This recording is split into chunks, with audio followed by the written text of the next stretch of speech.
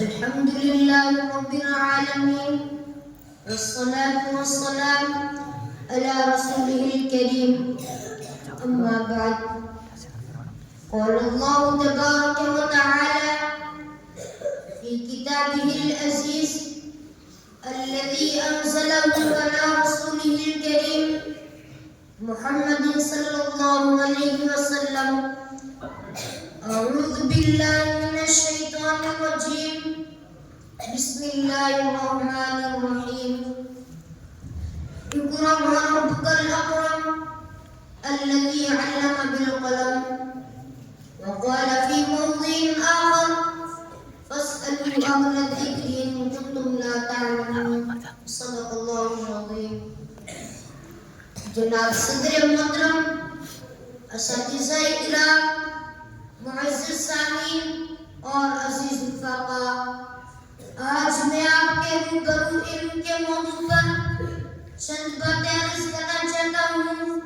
امید ہے کہ آپ بغور سماعت فرمائیں گے اور ان کو عملی جامہ پہنائیں گے۔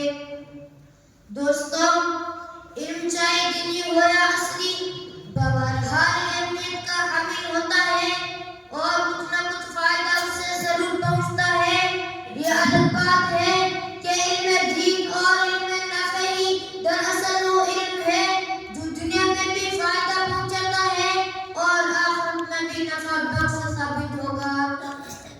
حضرات، قرآن کریم کی سب سے پہلی سورت جو حضرت محمد مصطفیٰ صلی اللہ علیہ وسلم پر نازل ہوئی، اس میں اللہ تعالیٰ نے انسانوں کو اپنا یہ احسان یاد دلایا کہ اللہ وہی ہے جس نے انسانوں کو علم و تعلیم کے زیور سے آراستہ ہو پہ راستہ کیا۔ ارشاد ربانی ہے، علم الانسان ما لم يعلم، انسان کو ان چیزوں کی تعلیم دی جو وہ نہیں جانتا تھا۔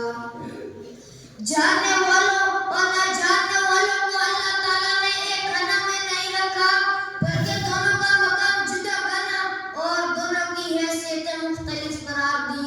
ارشاد فرمایا، هل يستوي الذين يعلمون والذين لا يعلمون، کیا علم والے اور جہل والے برابر ہوتے ہیں؟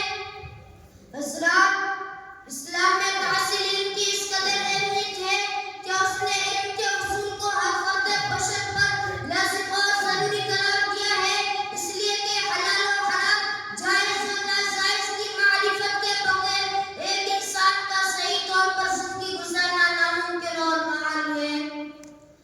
زبان لغت سے ارشاد ہوتا ہے، طلب العلم فریضۃ علی کل مسلم، ہر مسلمان پر علم دین کا حاصل کرنا فرض ہے۔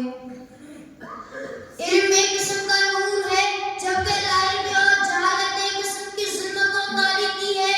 یہ گوشت پوش کا انسان علم سے غورا ہونے کی صورت میں حیوان سے بھی بدتر ہو جاتا ہے۔ وہ حقوق اللہ و حقوق العباد سے ناآشنا ہوتا ہے، اسے حلال و حرام کی تمیز نہیں ہوتی، جعلسازی، دھوکہ دھڑی، عیاری و مکاری اس کا پیشہ بن جاتا ہے۔ جبکہ قرآن و حدیث کا عالم اسلامی اصول و ضابطے سے واقف باز شخص شریف اسلامیہ پر عمل پیرا ہو کر فرشتوں سے بھی افضل مقام حاصل کر لیتا ہے۔